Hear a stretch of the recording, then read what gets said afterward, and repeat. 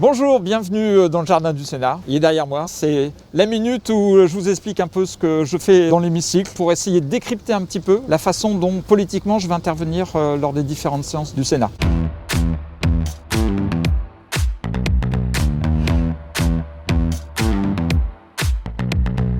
C'est une loi qui, de façon générale, est une loi liberticide. J'ai été contacté pendant toute la préparation de ce texte par tous les cultes qui m'ont fait part de leur très grande inquiétude en considérant qu'avec cette loi, l'État entrait directement dans la pratique religieuse, ce qui n'est pas l'esprit de la laïcité. Ce n'est pas l'intervention de l'État dans la gestion des cultes. Moi, je suis un vrai républicain. Je défends la séparation de l'Église de l'État partout. Notre ambition, avec mon groupe dans l'hémicycle, c'est de faire que les régimes d'exception disparaissent et que la loi de la République s'applique de la même façon partout. Sur ce point-là, le gouvernement et la droite refusent tout aménagement de la loi de 1905. Il y a un jeu de dupes. La droite qui se dit extrêmement laïque, finalement, elle utilise la laïcité à des fins strictement politiques et électorales pour montrer que l'islam n'est pas compatible avec la République. Ce qui est contraire à mon idée de la République. Par définition, toutes les religions peuvent être compatibles avec l'État puisque l'État est neutre.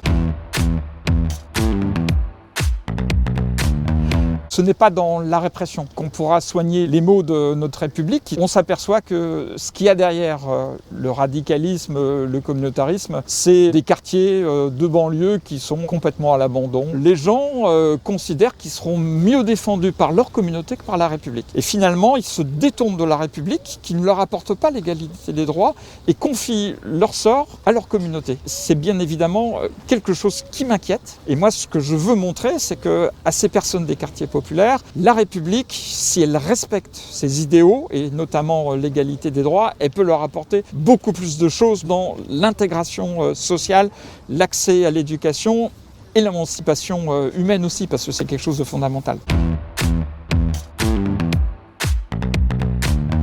Je m'occupe en ce moment en tant que président d'une mission d'information sur la vie étudiante. Ce qui nous intéresse, c'est de comprendre comment les étudiants ont vécu cette crise catastrophique liée à la pandémie et comment on pourrait améliorer la condition de vie des étudiants. Donc ça, c'est quelque chose qui va m'occuper jusqu'à juin-juillet et dont j'aurai plaisir à vous rendre compte prochainement ici dans le jardin.